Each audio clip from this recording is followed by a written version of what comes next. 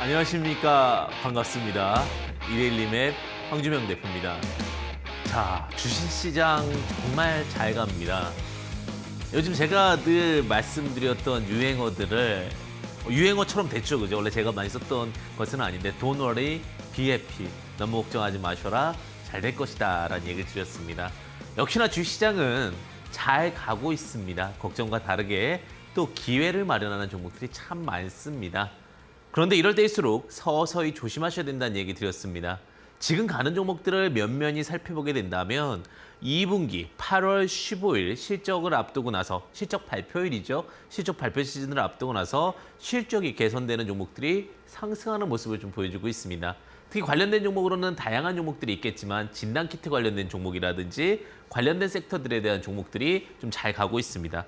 진단키트 정말 대한민국이 굉장히 핫했습니다. 시장 자체에 대해서도 패턴도 좋았고 흐름도 좋았습니다. 그런데 이럴 때일수록 우리가 원칙을 잡으셔야 될 것 같은데 그러면 지금 당장 또 진단키트를 봐야 되나요? 지금 당장 치료내자를 봐야 되나요? 이런 질문들을 주실 수가 있으실 것 같습니다. 이럴 때 저는 이렇게 말씀드리겠습니다. 중요한 것은 원칙을 지키십시오. 너무나도 고리타분하고 너무나도 재미없는 얘기지만 그 원칙 속에서 우리는 수익이라는 부분을 함께 하실 수 있다. 이렇게 좀 이야기 드릴 수 있을 것 같습니다. 자, 제가 말을 조금 빨리 했는데요. 왜 그렇게 빨리 했느냐? 시장도 빨리 갔지만 오늘도 이야기 드려야 될 것이 너무나도 많기 때문이다 라고 좀 말씀드리고 싶습니다. 사실 지금 주식시장을 바라보면은 이렇게 보시면 될 것 같습니다. 시장이 좋아졌고 경제가 좋아졌고 경기가 좋아졌느냐? 당연히 노입니다. 그러면 왜 지금 주식시장 가느냐? 특이한 장세가 나왔습니다. 자, 자금, 즉 쉽게 얘기하면 거래량이 많은 흐름이다 라고 보시면 될 것 같습니다. 자금이 어디에 투자할 데가 없습니다. 쉽게 얘기하면 부동산도 쉽지 않고 부동산 지금은 투자가 좀 있긴 하지만 결국은 다 모여드는 것이 주식시장입니다. 예, 요즘에 뭐 오프라인 장사 코로나 때문에도 어렵잖아요. 온라인, 언택트를 통해서 수익을 볼 수 있는 거에 대한 니즈가 생기면서 그 니즈가 어느 한쪽으로 모였습니까? 이 주식시장으로 몰렸습니다. 굉장히 단순하고 굉장히 재미있지만 굉장히 또 슬픈 이야기이기도 합니다. 자, 지금 그런 얘기도 나오고 있습니다. 9월 15일자에서 공매도 철폐를 해야 된다. 공매도 철회해야 된다. 이런 얘기 나왔죠. 공매도를 다시 이제 부활시켜야 된다 했더니 아니다. 아직은 코로나19로 인해서 굉장히 리스크할 수 있으니 아직 공매도에 대한 부분들은 조금은 더 뒤로 밀어보는 것이 어떻겠느냐라는 얘기도 나왔습니다. 그만큼 어떻게 보면은 간절한 겁니다. 어떻게 보면은 바라는 것이 많을 수도 있습니다. 왜? 주시장이 어떻게 보면 하나의 돌파구이기 때문이다. 이렇게 말씀을 드릴 수 있을 것 같습니다. 즉 지금은 돌파구가 주시장이고 여러분들의 계좌도 돌파구가 되셔야 될 텐데 참 아이러니컬하게도 내가 사면 안 가죠. 그죠? 그런 부분들을 많이 공감하실 겁니다. 이럴 때일수록 그래서 무엇이 중요하다? 원칙이 중요하시다. 내가 산 걸 팔면 그 다음에 잘 가죠. 그게 왜 그렇습니까? 원칙을 무시하고 너무나 급하게 샀기 때문에 그 자리가 고점일 자리가 많고 또 팔 때는 뭐예요? 마음이 급하다니까 팔고 다른 종목으로 넘어가면 또다시 리스크가 되는 거죠. 이런 부분들 우리는 반복해서 보게 됩니다. 자, 오늘 여러분들과 함께할 패턴도요. 어떻게 보면 원칙 중에 원칙이다라고 보시면 될 것 같은데 이동평균선에 대한 기본적인 로직을 여러분들과 함께 하고자 합니다. 자, 이동평균선 많은 부분들 여러분들께서 고심하고 생각해 보실 수 있는 부분인데요. 사실 이 주시장에서 가장 많이 쓰는 지표가 아닌가라는 생각이 들어요. 이동평균선 같은 경우는 과거에 주시장에 들어오게 되면서 기술적 분석과 함께 굉장히 많이 쓰입니다. 캔들 이후에 나온 그 다음에 많이 쓰이는 흔한 봉이다라고 보시면 될 것 같은데 그 중에서도 더 많이 쓰이는, 그 중에서도 많이 쓰이는 봉이 20일 이동평균선과 예전에 240인데 좀 성격이 급해졌습니다. 시장이 120일 이동평균선. 이 두 가지를 굉장히 많이 보게 되는데 오늘 이 원칙적인 이동평균선을 갖고 여러분들과 이야기를 나누고자 합니다. 자, 그래서 오늘 이름도 그냥 직관적으로 적었습니다. 20120. 자, 21선, 121선 매매법. 그래서 2만120 매매법이다라고 이야기를 드리고 싶은데 이 매매법에 대한 원칙과 함께 여러분들과 함께 보도록 하겠습니다. 사실 저는 주시장에서 그런 얘기 드려요. 황 대표님은 어떠한 원칙을 가장 중요시 여깁니까? 라고 말씀을 드렸을 때 그 원칙 전에 개념을 먼저 이해하라 라는 이야기 드립니다. 근데 그 개념을 이해한다는 게 정말 중요합니다. 그러면 그 개념 속에서 확장되는 논리가 굉장히 넓어집니다. 제가 늘 말씀드리지만 너무 이렇게 단편적인 부분보다 주식시장은 확장의 개념, 익스펜션적인 개념으로 넘어가야 확장되는 거거든요. 근데 왜 그러냐? 이 개념을 알면 거기서 이제는 응용이 되기 때문에 그렇습니다. 근데 응용만 배우면 뿌리가 없기 때문에 언제든지 흔들립니다. 요즘 개인 투자자분들 너무 안타까운 게 뭐냐면 화려함을 너무 많이 추구하고요.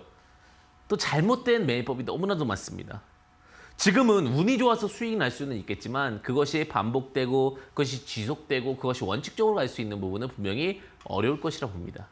그래서 오늘도 개념 원리, 개념의 기본 원칙에 대해서 좀 보도록 하겠는데 자, 이동평균선에 대한 이야기 잠시 드리도록 하겠습니다. 자, 1960년대 뭐였어? 2020년이니까 약 20 그리고 더 40년, 그러니까 60년 정도 된 거죠, 그죠? 60년 정도 된데 그랜빌이 수학의 이동평균선, 수학에서의 쓰이는 값을 주식으로 가지고 오면서 쓰이게 됐다라는 겁니다. 이동평균선에 대한 개념은 뭐예요? 원래 수학적 값을 갖고 온다라고 보시면 될 것 같아요. 자, 근데 이 수학적 갖고 하는데 이동평균선은 주가의 평균치를 연결한 선을 말한다라는 거죠. 그게 무슨 말입니까? 이동평균선 영어로 그냥 moving, 이동하는 평균선, average 이거거든요. 즉, 매 종가의 가격을 연결해서 자, 5일 동안의 이동평균선, 10일의 이동평균선에 대한 값들을 연결한 선. 매일은 점이 돼 있겠죠. 이 점이 돼 있는 것을 연결한 선을 이동평균선이라 부른다라는 거죠. 자, 그래서 우리가 여기서부터 이제 굉장히 중요한 부분인데 이동평균선 가격 이상으로 거래가 되었다면 이익이 남는 상태가 되고 이동평균선 이하에서 거래가 되었다면 손실을 보는 상태가 된다. 이게 무슨 말이냐? 자, 우리가 이동평균선이라는 것은 매물이라고 그럽니다. 이게 5일 이동평균선은 5일 동안 산 사람들의 종가의 평균값인데 지금 이 주식의 가치가 여기에 위치해 있다면 자, 여기 지금 본전 생각난다라는 단어가 있죠? 본전 생각나서 이렇게 올라올 때는 투매가 무너지는 자리, 즉 매도가 나올 수 있는 자리를 얘기를 하고요. 그런데 이러한 자리가 나오면 자, 이러한 자리가 발생하면 이것은 뭐예요? 지금 5일 이동평균선 위에서 있기 때문에 이런 자리들은 오히려 기대감이 있죠. 오히려 마이너스가 크다 본전에서 파는 것이 훨씬 더 쉬워요. 계속 수익이 나면은 그것을 팔고자 하는 욕구가 줄어들게 되고 기대감이 증가가 됩니다. 그렇기 때문에 이런 부분들. 그래서 옛날에 그런 얘기를 하죠. 주식에서 수익을 빨리 내고 싶으면 이동평균선 위에서 매매하시고 안전하게 매매하고 싶으면 이동평균선 아래에서 매매하셔라. 대신에 속도 측면에서는 악성 매물이었고 빠르게 올라가기 때문에 빗달키를 타고 올라가는 이동평균선 매법이 훨씬 더 유리한 수익에 대한 로직을 가져올 수 있다는 부분. 여기까지 참고해 보시면 좋으실 것 같고요. 자, 그래서 항상 얘기 드리는 것이 이런 하나들 보면 참 재밌죠. 그래서 22이동평균선 내 캔들이 위에 있느냐 아래에 있느냐 120의 캔들이 위에 있느냐 아래에 있느냐의 구분에 따라서 매매에 대한 로직은 완전히 달라집니다. 마지막. 자, 5일 이동평균선, 10일 이동평균선, 60일 이동평균선, 120일 이동평균선인데 그냥 간단한 개념입니다. 즉 5일 이동평균선 같은 경우는 자, 5일 종가라는 거죠. 자, 종가에 자, 평균값이 이렇게 돼 있으면 이 값이 되겠죠. 그래서 이렇게 하나씩 점이 찍어져 들어가는 겁니다. 살짝 이렇게 되거나. 그럼 이렇게 연결해서 이동평균선을 만들어가는 것이 결국은 이동평균선인데 이 위치에 대한 부분들에 대해서는 굉장히 로직적인 부분을 좀 알고 가시면 좋다. 그중에서 우리가 제일 많이 쓰이는 이동평균선이 무엇이냐? 이동평균선은 말하기 나름입니다. 5일선, 21선, 61선, 121선, 뭐 242, 480, 점점점점점 너무나도 많죠. 근데 우리가 대중적으로 많이 쓰이는 거, 주식을 잘하고 싶으신 것, 어떤 일을 잘하고 싶으면 항상 제가 늘 말씀드리죠. 대중적이면 된다. 대중적이면 된다라는 얘기를 드리는데 자, 이동평균선 같은 경우는 대중적인 게 뭐냐면 일주일 이동평균선은 5일. 왜 5일입니까? 토요일, 일요일은 매매를 안 하니까. 자, 그 다음에 대중적인 게 뭘까? 일주일 다음에 얘기 나오는 게 2주일, 10일. 그 다음에 얘기 나오는 게 뭐야? 한 달. 그 다음에 우리가 많이 얘기하는 게 뭐죠? 분기. 분기는 몇일이에요? 60일. 그 다음에 반기는요? 120일. 일반적으로 연도는 240일. 일반적인 이동평균선이 어떻게 만들어집니까? 가장 대중적으로 많이 쓰이는 부분들을 이동평균선의 핵심 자리다라고 놓게 됩니다. 그래서 여기 무슨 자리다? 이동평균선의 핵심 자리다. 핵심 포인트다라고 이야기를 드리는 거예요. 그래서 5일, 20일, 60일, 120일, 240일 이런 것 중에서 그중에서 우리가 핵심 중에 핵심은 뭘 잡느냐? 추세 라인 중에서 자, 21선이 조금 더 빠릅니다. 이걸 우리가 이제 일반적으로 이제 추세선이라고 부르고요. 120에서 240을 120에서 240을 무슨 선이라고 부릅니까? 예, 중기선이라고 부릅니다. 중기선. 추세선, 중기선. 그중에서도 이 120일이 조금 더 빠르니까 저는 이렇게 묶어서 20일과 120일에 대한 이동평균선을 갖고 여러분들과 함께 하겠다. 이렇게 말씀을 좀 드리고 싶습니다. 자, 그러면 이런 20일과 121선, 즉 추세선과 그다음에 어떠한 중기선, 중기의 턴어라운드가 나오는 그러니까 전체적인 추세가 우상향으로 갈 수 있는 흐름적인 로직으로 봤을 때 20일과 120일 이동평균이 핵심 자리가 된다는 거죠. 자, 그러면 20일 종가의 이동평균, 120일 종가의 이동평균, 한 달과 반기.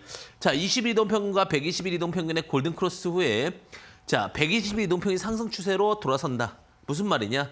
자, 일단은 단기 20일 이동평균선이 120일 위로 올라와야 되고 올라온 상황에서 캔들이 형성되면서 자, 120일에서 20일이 올라올 때 어떻게 그려지냐? 일반적으로 어떻게 그려지느냐? 이게 굉장히 중요할 수 있을 것 같은데 자, 121선이 이렇게 깔려 들어갑니다. 121선이 깔려 들어가면은 21선이 이렇게 올라오죠. 이럴 때. 그럼 추세는 지금 1번은 충족하죠. 골든크로스 후. 자, 여기서 골든크로스가 나왔죠. 단기평이 중장기평 위로 올라가는 것을 우리는 GC, 골든크로스라고 그러고 자, 122동 평균이 상승 추세 시 접근한다는 건 뭐예요? 여기서 아직은 골든크로스지만 상승 추세가 아니었기 때문에 이게 돌아설 때 캔들 중심으로 돌아서게 만들었을 때 이때 접근하면 중기 추세가 자, 일단은 단기 흐름이 만들어지고 나서 중기 흐름까지 만들어지면 이 종목은 뭐예요? 추세 흐름을 타는 종목이 된다라는 거죠. 이 로직이 굉장히 중요할 수 있는 포인트가 된다. 여기까지가 기본이에요. 굉장히 단순하죠, 그죠? 자, 맨 처음에는 22, 120을 뚫어야 되면서 자, 그러면서 122 이동평균선이 끌어올라오고 그 추세가 바뀌게 되면 이렇게 뭐예요? 오랫동안 가져갈 수 있는 종목. 즉 우리가 그러죠. 단기를 매매하는 방법이 아니에요. 이거는 우리가 그런 매매에 대한 얘기들 굉장히 많더라고요. 아, 대표님, 그 쭉 추세적으로 올라갈 종목 좀 주세요. 이런 질문이 많으세요. 이런 것들을 얘기 좀 해주세요죠. 그랬더니 그러면 그걸 어떻게 봐야 됩니까? 이거에 대해서 저는 트렌드, 추세 매매에 대한 포인트를 잡게 되고 그 추세 매매는 뭐예요? 결국은 122동평균선이 돌아설 때, 즉 중기 패턴이 돌아서면서 우상향으로 지속이 되게 되면 이 종목은 어떻게 됩니까? 베스트가 됩니다. 자, 상승에서의 기본 중에 기본이 될 수 있다는 부분. 제가 여기까지가 이제 정리하시고 접근하실 수 있는 부분이다. 자, 이런 것들이 참 재밌는 거죠. 주식이라는 것이. 어떻게 보면 단기적인 흐름들에 대한 로직을 좀 체크해 볼 수 있으니까요. 자, 랩지노믹스 볼게요. 자, 랩지노믹스는 워낙 많이 말씀을 드려가지고요. 근데 한번 보겠습니다. 진단키트 호시적에 대한 내용인데, 자, 지금 보시게 되면 노란색이 지금 20일이고요. 지금 초록색이 120일입니다. 그래서 제가 말씀드리는 건 노란색에서 초록색이 넘어갔는데 초록색이 아직까지는 뭐예요?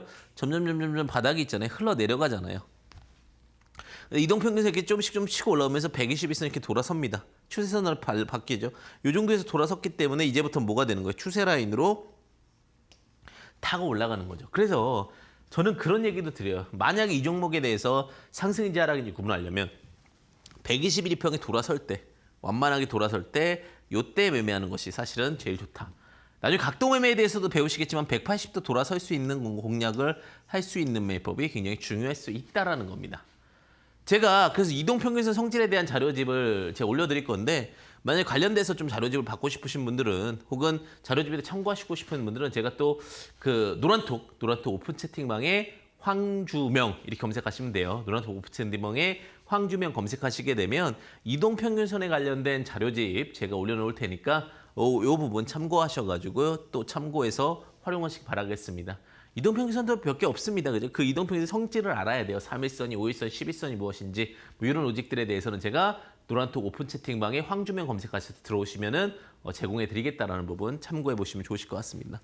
항상 정확한 진단과 또 정확한 공부가 필요하다라는 부분 제가 언제나 이야기를 많이 드리고 있습니다. 결국 이런 부분들이 주식에서 굉장히 중요한 역할을 할 수가 있습니다. 자, 엔지캠 생명과학이라는 종목도 마찬가지죠. 제가 말씀드렸을 때 똑같은 건데 코로나19 치료제. 이 포인트죠. 코로나19 치료제의 미국 임상 3상 이상 승인 기대감인데 자, 보시면은 121선이 이렇게 끌어내려갔다가 여기서부터 21선 타고 올라옵니다. 자, 그러면서 이제 골든크로스가 나오면서 주가 상승이 나오면서 121선이 각도상으로 이렇게 찌끔찌끔 빠지다가 이렇게 돌아섭니다. 자, 요 구간부터는 제가 보는 구간이라고 말씀드렸죠. 어떻게 됩니까? 시장의 흐름과 시장에 맞게끔 시장이 턴어라운드 되고 흐름의 패턴들이 만들어지게 되면서 어떻게 됩니까? 우상향 패턴으로 바뀌게 되는데 이 가장 기본적인 로직은 어떻게 하느냐죠. 가장 기본적인 로직은 21선이 121선을 장악하고 끌어올렸다라는 부분에서 연결해서 볼 수가 있을 것 같고요. 그 121선 기준으로 해서 주가에 대한 부양 기대감이 있을 수 있다라는 겁니다. 제가 주식을 하면서 굉장히 단순하게 생각을 하셔라라는 얘기를 드리는데 그러면 오케이 121선이 돌아서면 우상향 추세인지는 알겠는데 왜 21과 121의 골든 크로스를 봅니까? 골든 크로스와 데드 크로스는 뭐죠? 자, 골든 크로스는 이제 주식 시장에서 살아나는 금밭을 보는 것을 골든 크로스라고 그러고 단기 이평이 21선이 121선 위로 있듯이 단기가 중기로 간다고 할 때가 골든 크로스고요. 만약에 역으로 돼서 단기가 밑으로 깔리고 중기가 위로 깔리면 이건 무슨 크로스라 부릅니까? 데드 크로스라 부릅니다. 재밌죠. 저는 주식이라는 것이 굉장히 단순하고 재밌다라고 생각합니다. 근데 그 단순하고 재밌는 로직은 뭐예요? 원칙대로 했을 때 그렇죠. 제가 그런 얘기를 드려요. 제가 진짜 말씀드리면 9할 오픈은 맞는 것 같아요. 전체적인 시장에서. 뭐 0.5푼에 대해서는 뭐 대응이 필요할 수도 있는 영역이지만 그 부분이 무엇이냐면 결국은 주시장에서 많이 활용되고 로직적으로 이용할 수 있는 부분들의 기본 로직에 체크를 하고 그다음에 그 중에서 확률을 높여가는 것이 결국 주식 매매죠. 그런데 또 보겠습니다. 자, 이런 식으로 제가 넵튠이라는 종목도 마찬가지지만 원칙적인 부분을 어기지만 않는다면 언제든지 올라갈 수가 있는데 그 부분을 자꾸 놓치는 것도 아쉬울 수 있죠. 자, 보시면은 자, 제가 말씀드리지만 여기서 이제 121선이 꺾여져 내려옵니다. 121선이 꺾여져 내려오고 이 121선이 꺾여져 내려오는 구간에서 우리는 뭘 포인트를 잡을 수 있느냐면 자, 지금 보시게 되면 21선이 올라옵니다. 올라오는데 자, 여기서 이제 대량 거래가 터지니까 항상 자, 어떠한 로직이 있느냐? 이 기법 안에 급등주 로직이 있는데 그 로직 중에 하나가 뭐냐? 121선을 어떻게 돌릴 것이냐? 121선은 보수선인데 이렇게 따박따박 딱딱딱딱 해서 올라가는 게 아니에요. 한 번에 빵 치고 올라가는 힘이 있어야 돼요. 그래야지만 가격이 올라가다 보니까 120 이동평균선도 이제부터는 슬금슬금 올라가는 게 아니라 싹 하고 끌어올라가는 거거든요. 자, 120 이동평균선이 그 장대항목을 끌어올리니까 당연히 장대항목이네. 여기 그 캔들이 장대항목으로 만들어지니까 121 이동평균선이 어떻게 됩니까? 끌어올라오면서 시세를 주게 되는 거죠. 물론 넵튠이라는 기업이 결국은 뭐 다양한 이슈들이 있었죠. 샌드박스 네트워크와 MOU를 체결했다든지 혹은 넵튠이라는 종목이 결국은 배틀그라운드에 지분을 매각해서 좀 수익이 났다든지 이런 이슈도 있겠지만 우리가 트렌드 라인에서 봤을 때는 이런 로직들도 굉장히 유효할 수 있다. 이렇게 좀 볼 수가 있겠죠. 우리가 넵튠이라는 종목도 좀 같이 봤습니다. 그래서 전체적으로 이동평균선 매매할 때 어떤 거래량에 대한 부분들을 좀 체크해 보면은 좋을 수가 있을 것 같습니다. 자, 다음 한번 보겠습니다. 자, SK. 제 SK는 30만 원 매도라고 말씀을 드렸었는데 자, 보시면은 자, SK가 왜 제가 아직까지는 힘이 약하냐? 요거에 대한 궁금함이 있을 거예요. 제가 항상 고심을 굉장히 많이 해요. 무엇을 강의를 할 것인가, 무엇을 생각할 것인가 할 때 항상 새벽에 딱 고민을 하거든요. 근데 그 새벽에 고민을 하면서 정말 실전에 관련돼서 이야기를 많이 드려야겠다. 예, 우리가 결국은 그런 거 있잖아요. 학문이라는 것도 그렇고 내가 살아가면서 실전에 도움이 됐을 때 그것은 참 즐겁죠. 제가 그런 얘기 드리죠. 제가 사회학과 인문학에 대한 이야기를 드렸죠. 지금 당장 나에게 도움이 되는 것은 사회학입니다. 그리고 그 사회학을 잘할 수 있는 백그라운드가 되는 것이 인문학이죠. 주식은 경제에 포함되어 있기 때문에 사회학입니다. 돈을 버는 학문학도 사회에 어울려져 생기는 모든 학문학 중에 하나이기 때문에 사회학인데 제가 이제 그런 부분을 해요. 주식도 사회학처럼 접근해야 되는데 그 원칙적인 부분도 뭐예요? 공부를 하시고 루틴을 아셔야 된다는 겁니다. 주먹구구시로 매매한다 해서 절대로 주식으로 수익 볼 수는 없다. 이렇게 좀 말씀을 드릴 수 있을 것 같고요. 자, SK라는 종목을 한번 볼게요. SK라는 종목을 봤는데 제가 여기서 적당선에 올라오면은 시장에서 땡길 겁니다라고 얘기 드렸던 게 다시 이제 올라오곤 있지만 요 구간에서 점점 이제 땡겨지겠지만 이 121선이 최근에 누워 있었습니다. 그렇죠? 이 상승을 함에도 불구하고 SK가 타 종목에 비해서 SK 그룹주 중에서도 좀 느린 편에 속했던 이유가 자, 전체적인 6개월 추세선이 밑에 바닥에서 형성이 되었었고 그 루틴적인 부분들 때문에 사실은 SK는 주가 갔다가 자 당기는 거죠.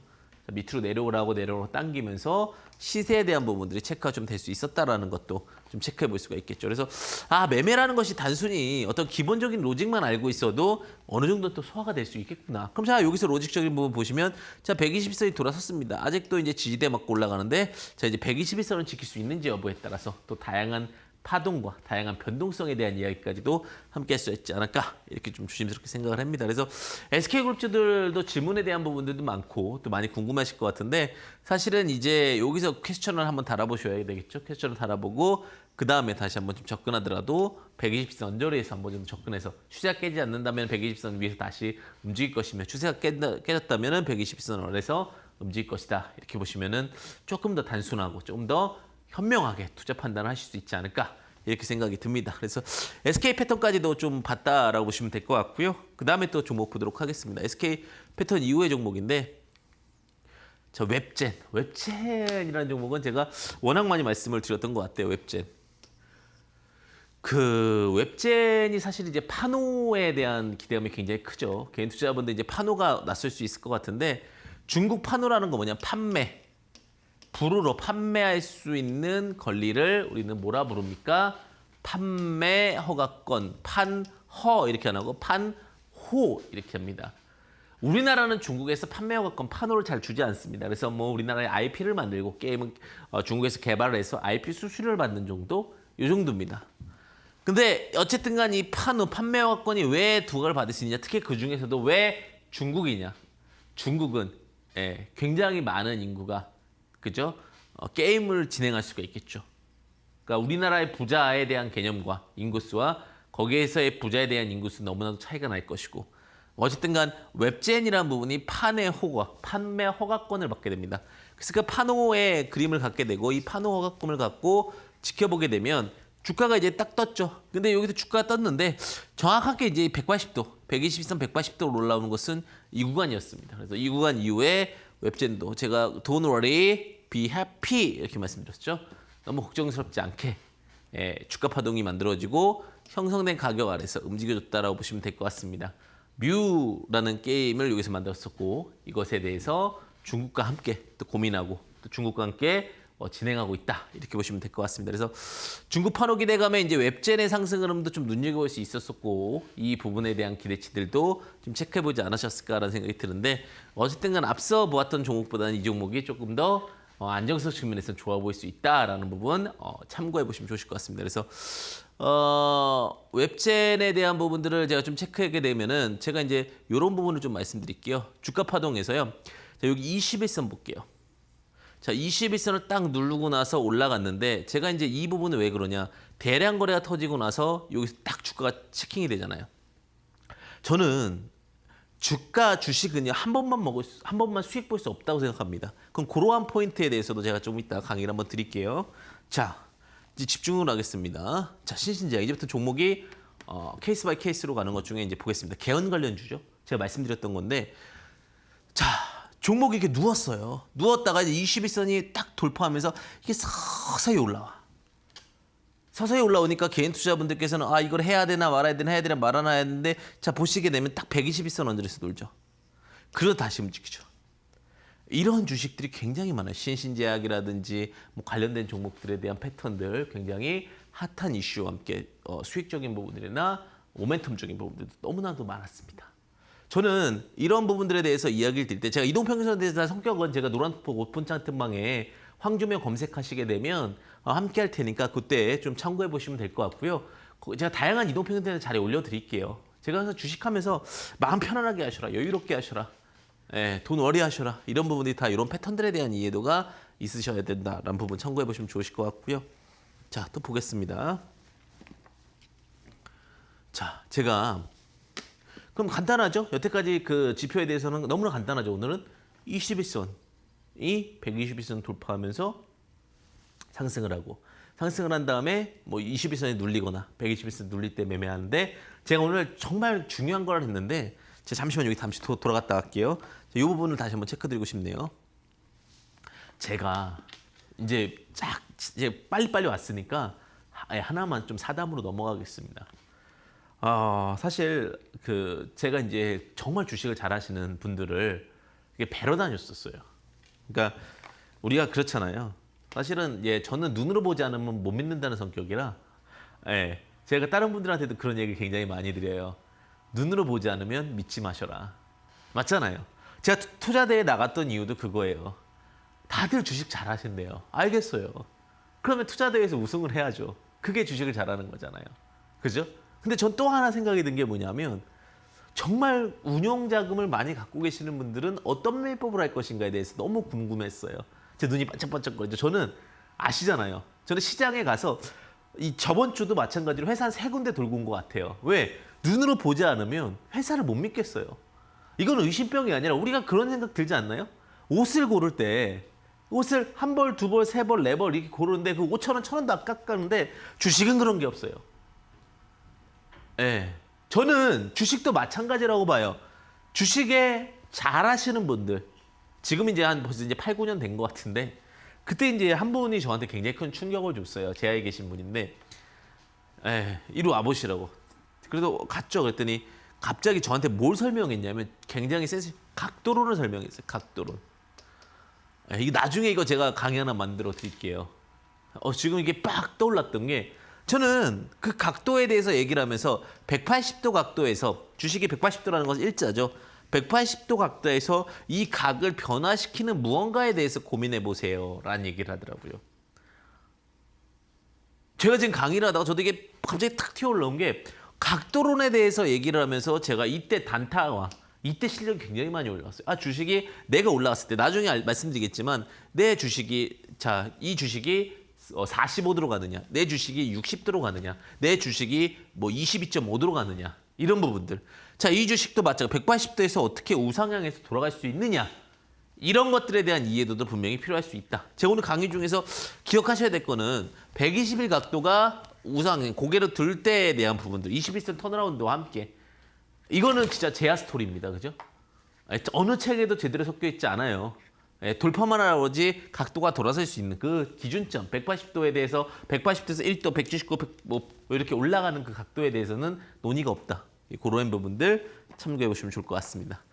그리고 다시 실적 얘기 들어갈게요. 제가 오늘 갑자기 뜬금없이 포괄 손익계산서라는 거 갖고 왔어요. 포괄 손익계산서. 원래는 손익계산서였어요. 손익계산서라는 건 뭐냐면 손 플러스 손해와 이익과 계산을 해라. 이게 손익계산서거든요. 근데 이제 포괄이라는 것은 왜 포괄이라는 단어가 붙었냐면, 그러니까 저는 이런 용어들 하나하나 굉장히 중요하다고 보는데, 포괄, 함께, 이게 포괄이죠. 함께. 그러니까 쉽게 얘기하면은 예전에는 개별 재무제표였어요. 그러니까 손익계산서가 맞죠. 근데 이제 포괄이라는 것은 여러 개의 기업들을 같이 보겠다는 거죠. 포괄해서. 그래서 보게 되면 그 손익계산서 중에서 가장 좀 주목해 보셔야 될 게, 상장 폐지 기준이라든지 이 회사의 존속 기준, 가장 재무제표상에서 먼저 봐야 될 것이 무엇입니까? 라고 저한테 질문을 요즘 많이 주시더라고요. 사실 이제 경영학을 전공하지 않고 뭐 어떤 이런 로직들을 모르신다면 당연히 이런 것도 제쳐도 낯설 수도 있어요. 그죠? 이런 걸 모른다 하더라도 사실은 뭐 어떤 부분에서는 지장이 없을 수 있어요. 하지만 주식을 하는 분 입장에서는 이 부분은 꼭 아셔야 된다는 겁니다. 제가 그래서 체크 드리게 된다면 여기 영업이익에 대한 포인트들을 좀 잡을 수 있어요. 영업이익. 영업이익을 보면은 영업이익을 어떻게 봅니까? 보시게 되면은 여기잖아요. 2017년도에 마이너스 14억, 2018년도에 마이너스 21억, 11억, 31억. 뭐예요? 꾸준하게 증가되는 로직에서에 대한 부분들. 실적이 내년보다, 올해가 좋고 올해보다 그 다음해가 좋고 뭐 활동이 활발하다는 거예요. 사실 저희도 마찬가지로 저희 회사도 항상 그런 얘기를 해요. 저번 달보다 이번 달이 좋으면 된다. 그러면 그게 결국은 앞으로 성장이 계속 좋아지면서 나아지는 거거든요. 저는 이러한 부분들을 너무나도 중시 여겨요. 그래서 중시 여기기 때문에 포인트들을 좀 잘 체크하셔야 되는데, 포괄손익계산서입니다. 제가 랩지노믹스라는 것을 방송에 많이 드렸던 것 중에 하나는, 말씀드렸던 것 중에 하나는 다른 어떠한 뭐 이유도 있겠지만 실적적인 부분들이 마이너스 14억, 마이너스 21억 갔다가 여기서 또 11억, 31억 하면서 뭐가 된 거예요? 턴어라운드 되는 흐름을 보였다는 거예요. 진단 키트에 대한 흐름도 있겠지만 그래서 제가 이런 것들 단순히 차트에 대한 부분들도 중요하지만 포괄손익 계산서에서 흑자에 대한 부분들도 좀 보셔라. 근데 이제 질문 하나 드리겠습니다. 자, 상장 폐지 기준은요. 상장 폐지 기준은 별도 재무제표일까요? 연결 재무제표일까요? 갑자기 궁금하시죠? 상장 폐지 기준은 별도 재무제표다, 연결 재무제표다? 별도 재무제표입니다. 그것도 코스닥만입니다. 자본 잠식이라든지 이런 로직들은 코스피도 포함이 되지만 그 외의 것에 대해서는 사실은 아니다라고 이야기를 좀 드리고 싶습니다. 그래서 제가 이런 포괄손익계산서에 대한 부분들도 여기 별도와 연결까지도 좀 구분해 보신다면은 좋지 않을까라는 생각이 들고요. 사실 재무제표만 잘 알아도 중장기 투자도 가능할 수가 있어요. 그런데 이제 여기서 차트가 바닥이냐 높게만 볼 수 있다면은 된다는 거죠. 그게 뭐예요? 워렌 버핏 투자예요, 사실은. 사실은 제가 이제 그렇게 썩 좋아하지는 투자법은 아니지만 워렌 버핏은 매년 증가할 수 있는 기업에 투자해라. 그것이 차트 바닥이라면 여러분들이 투자를 했을 경우 수익과 함께 엄청난 로직적인 부분들까지도 가져올 수 있다라는 겁니다. 그런 부분들 포인트적인 부분에서 일맥상통한다고 볼 수가 있겠죠.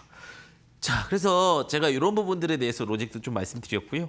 그 다음에 이제 이거죠, 사실.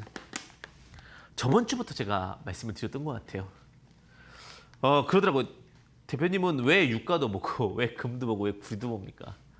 이걸 다 안 보면 예측할 수가 없어요. 봐야지 대응을 드릴 수 있고 봐야지 말씀을 드릴 수 있는 게 제가 그랬죠. 하나가 다 맞물려야 세포처럼 볼 수 있다고요.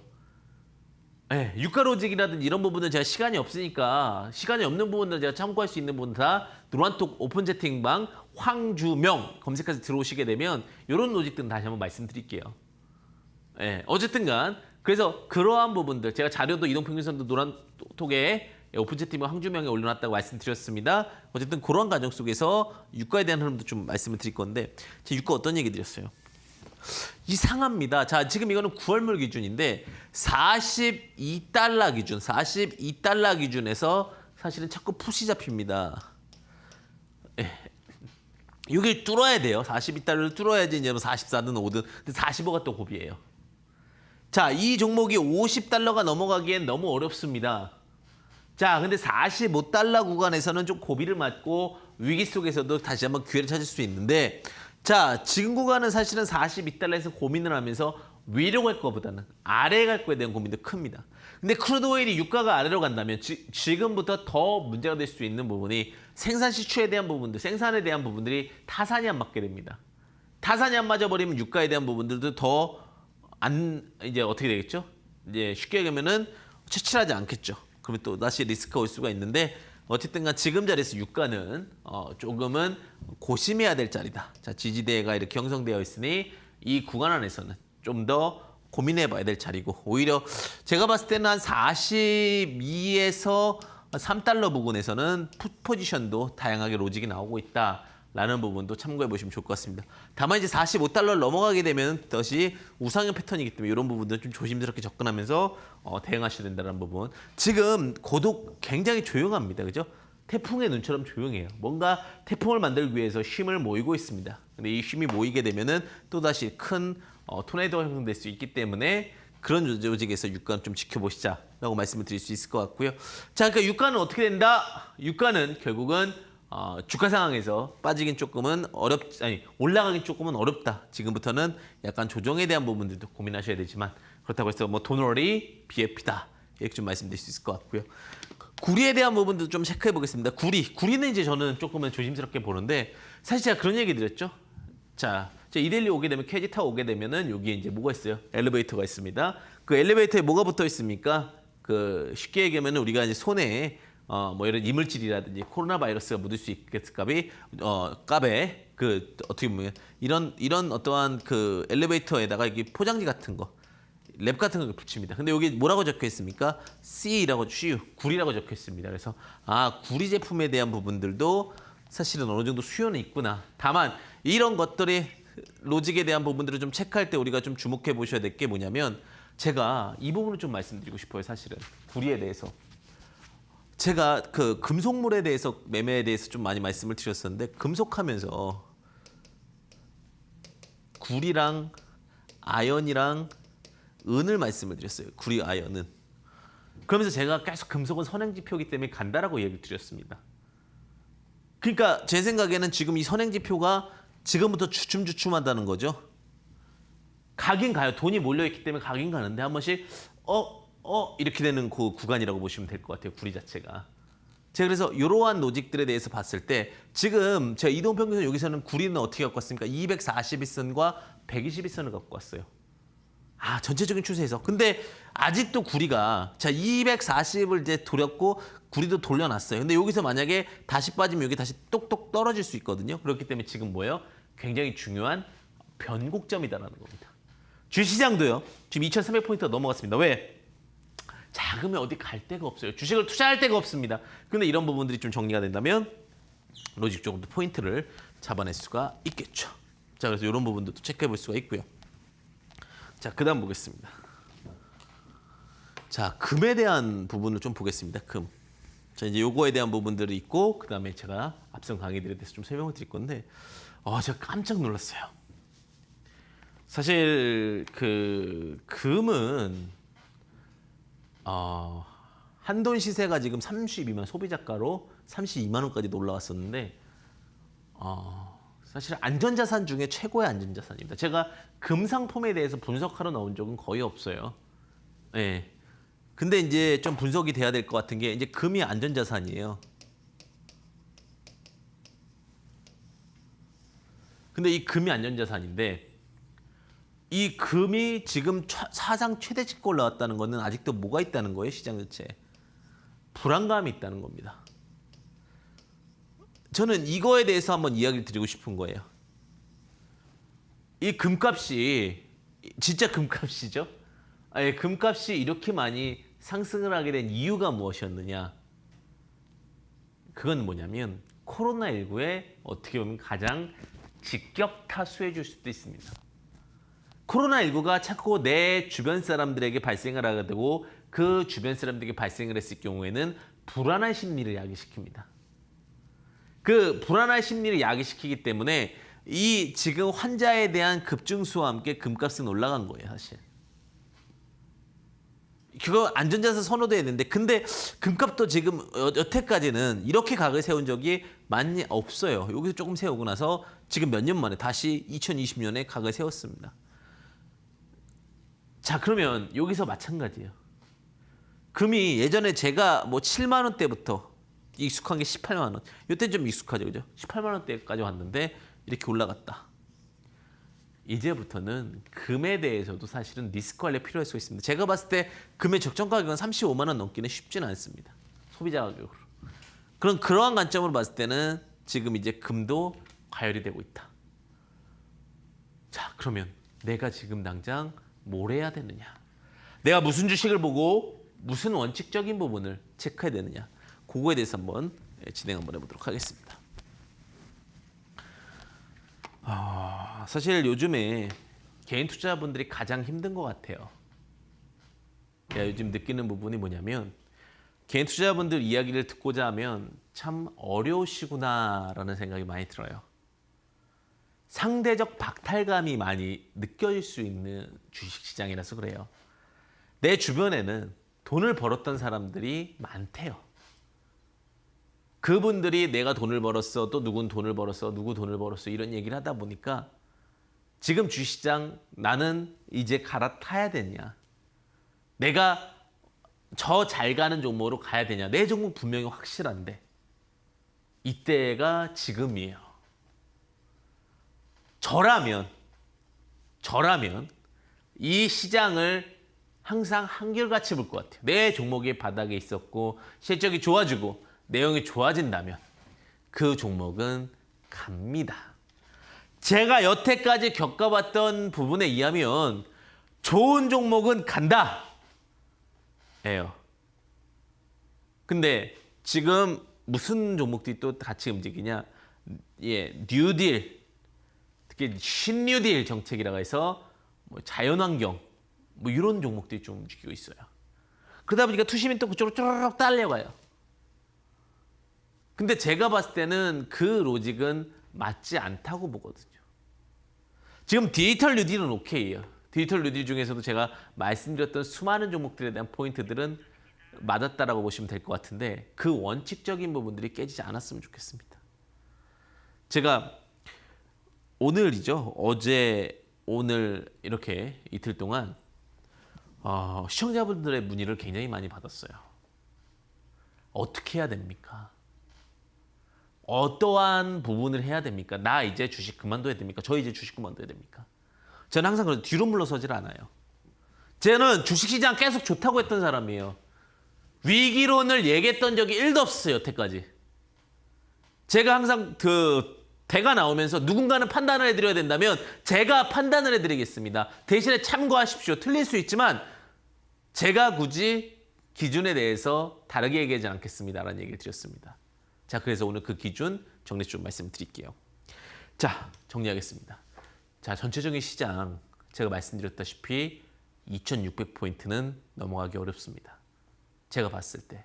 자, 지금 제가 금부터 시작해가지고 처음으로 제가 금을 갖고 오고요. 그 다음에 구리를 갖고 오고 유가를 갖고 왔습니다. 자, 유가가요. 제가 계속 봐요. 제가 새벽 한 4시 정도에 일어나거든요, 요즘에. 새벽 4시 일어나면 제일 먼저 체크하는 게 유가예요. 유가의 힘을 보는데 유가가 자꾸 팍 떨어요. 그 다음에 그럼 여기서 이제 고민이 많은 거예요. 그 구리 값도 이제 슬슬 파르르 떨어요. 거래량도 좀 오히려 좀 감소되는 측면이고. 이럴 때 어떻게 해야 되냐? 제가 봤을 때는 아직 하방은 아니에요. 제가 늘 얘기드려요. 아직 하방이 아니에요. 두려워하지 마세요. 하방은 아니에요. 상방이에요. 상방. 근데 지금부터는 뭐 이렇게 툭툭툭 올라오는 거는 크지 않을 수 있어요. 왜냐하면 그런데 그러면 왜 지금 주식시장이 이렇게 압도적으로 올라옵니까? 기관이라든지 다른 쪽에서 수익 볼 구조가 없는 거예요. 공매도가 안 되잖아요, 지금. 공매도가 안 되니까 당연히 수익 보는 게 콜로밖에 못 가는 거예요. 우리나라가 마찬가지겠지만 금융에 대한 부분들이 굉장히 셉니다. 근데 그 금융에 대한 부분들이 풋을 못 쓰다 보니까 계속 올라가는데 근데 만약에 저도 제일 걱정되는 게 뭐냐면 지금 2600까지 2400, 500, 600 갈 수도 있어요. 다만 제가 봤을 때 이제 슬슬 과열권이라고는 봐요. 그러니까 개인 투자자분들께서 요즘에 제일 문의하는 게 나는 후발주자인데 어떻게 해야 됩니까? 아직 괜찮다고요. 근데 그러면 내가 제일 조심해야 될 게 이제 사실은 이 공매도라는 부분이 참 무서운 거예요. 지금 구리라든지 이런 거 전체적인 시장에서 선행지표로 올라갔는데 이 공매도라는 이 부분이 로직으로 나오게 되면 다시 빠질 수가 있다는 거예요. 근데 그게 지금 제가 말씀드렸던 9월 15일자라는 거죠. 그래서 이런 부분도 좀 말씀드릴 수 있지 않았나. 그래서 아직 걱정하지 마셔라. 그러면서 이제 또 질문 많이 나오시는 게 그럼 이럴 때 무슨 섹터를 봐야 될까요? 라는 질문을 많이 주시더라고요. 지금 이 시장에서 제가 이런 거를 누군가는 긁어줘야 되지 않을까. 지금 제약바이오 더 쫓아 들어가는 거 쫓아 들어야 되는 거 아니에요? 나 이번에 제약바이오 없어서 너무 많이 소외받았어요. 이런 얘기를 하시더라고요. 제약바이오가요. 실적이 8월 15일 날 나오니까 그래서 제약바이오주들 가는 거 맞아요. 그리고 제가 말씀드린 랩지노믹스가 대장격으로 해서 랩지노믹스, 엔지킴생명과학 제가 찍어드렸던 포인트마다 가는 것도 맞아요. 근데 지금 어떻게 들었냐 이거예요. 이번에 신풍제약 보셨잖아요. 또 신일제약 보셨잖아요. 들고 계신 분들한테 너무나 안타깝지만 그게 우리가 과열이고 툭이고 그 다음에 쉽게 하면 튤립 버블인 줄 알면서도 들어가는 거죠. 왜? 그러면서 이제 우리가 그렇게 얘기해요. 내가 들어간 거, 높게 산 거에 대해서는 판단이 안 되면서 시장을 원망하기 시작해요. 그거는 잘못된 거예요. 제가 봤을 때는. 우리는 우리 어떤 판단 기준이 정확하게 있어야 됩니다. 그 제약바이오 중에서는 아직 덜 간 것들 위주로 보시는 것도 충분히 좋아요. 순환매로 돌아가니까 대장격에서는 실적이 무조건 좋아지는 걸로 가져가셔야 되고 그 부분이 있고 그 다음에 자동차 관련돼서 질문을 많이 주시는데 자동차도 마찬가지예요. 자동차 중에서 이제 제가 종목들 차트를 보시게 되면 앞서 이제 120에서 240 얘기를 드렸는데 자 이런 식으로 120에서 240 깔려드리는 게 금속물뿐만 아니라 현대차라든지 삼성전자 이런 부분이에요. 제가 저번 주 강의를 보셔도 아시겠지만 121선과 240일 갖고 큰 흐름들은 봐요. 240은 전체적으로 1년 이동평균선일 거고 120일은 6개월 이동평균선이잖아요. 그런 부분들에 대한 포인트도 분명히 여러분들은 갖고 계셔야 된다는 겁니다. 아시겠죠? 이런 포인트들 잘 잡고 가셨으면 좋겠습니다. 자, 제가 그 강의를 하면서 오늘 그런 얘기를 드렸어요. 시장을 너무 어렵게 생각하지 마셔라. 그리고 제약바이오, 그다음에 이런 포인트들 말씀드렸는데 제가 이런 것들은 또다시 매주 일요일 날 제가 방송하는 거 알죠?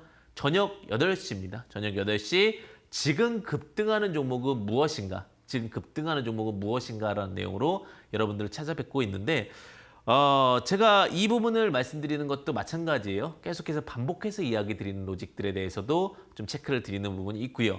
그다음에 제가 다음 주 토요일 날입니다. 8월 8일자죠. 8월 8일자는 또 강연회를 합니다. 2시부터 5시까지, 2시부터 5시까지 지금 그 KG 타워에서 강연회를 하게 되는데 또 오시게 되면은 지금 전체적인 시장에 대한 이야기들을 다 들어볼 수 있는 시간을 가질 거예요. 사실 요즘에 이제 기법도 안 들어오고 내용도 안 들어오고 다 이러신다는 분들이 너무 많아가지고 그게 참 너무 안타까워요. 제가 오늘 이동평균선 중에서도 20일 이동평균선과 그 다음에 120일 이동평균선을 갖고 말씀을 드렸는데 제가 이 이동평균선에 대한 로직들이 20, 60, 120, 240을 갖고 왔다라는 순간이 됐다는 거는 정말 거의 막바지 왔다는 얘기예요. 이 막바지가 왔다는 건 무엇이냐면 이제는 하나씩 급등했던 종목들이 내려가는 순간이고 그 중에서도 다시 한번 바닥에서 올라오는 것들에 대한 흐름들을 봐야 되는 겁니다. 그래서 제가 탐방을 갔다 왔던 이야기를 잠시 드리게 된다면 5G에 대한 이야기를 잠시 드릴게요. 자, 5G에 대해서 요즘에 종목들이 좀 잘 안 가죠. 왜냐하면 하반기 5G 실적에 대한 부분들이 그렇게 썩 좋지 않은 곳들이 많아요. 그 중에 무엇이 안 좋냐? 모든 5G들이 안 좋은 거는 아니고요. 전체적으로 쉽게 보면은 한국형 5G와 그 다음에 전체적으로는 중국이 아니라 글로벌적인 5G가 있습니다. 근데 5G 종목 중에서도 마찬가지입니다. 제가 오늘 계속 이동평균선 얘기해드리고 이 부분은 오픈 채팅방, 노란톡 오픈 채팅방에 제가 넣어서 드릴 건데 자, 보시게 되면은 이 120일, 240 중에 121선이 꺾인 5G는 하면 안 돼요. 제가 오늘 투자 팁 하나 드리겠습니다. 자, 제가 이제 마지막 투자 팁이고 이것만 기억하셔도 오늘은 성공할 수 있다. 제가 보시면은 121선이 각도상으로 121선이 각도상으로 올라가 있는 종목들 위주로만 보시면 저는 투자 포인트에서는 문제가 되지 않는다라는 겁니다.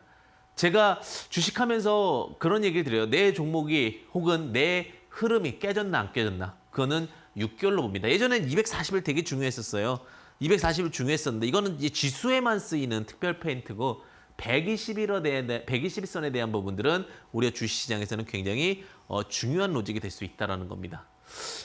내일장에 대해서는 전체적인 흐름에서도 저는 그렇게 봅니다. 121선 흐름에 대해서 좀 체크해보자.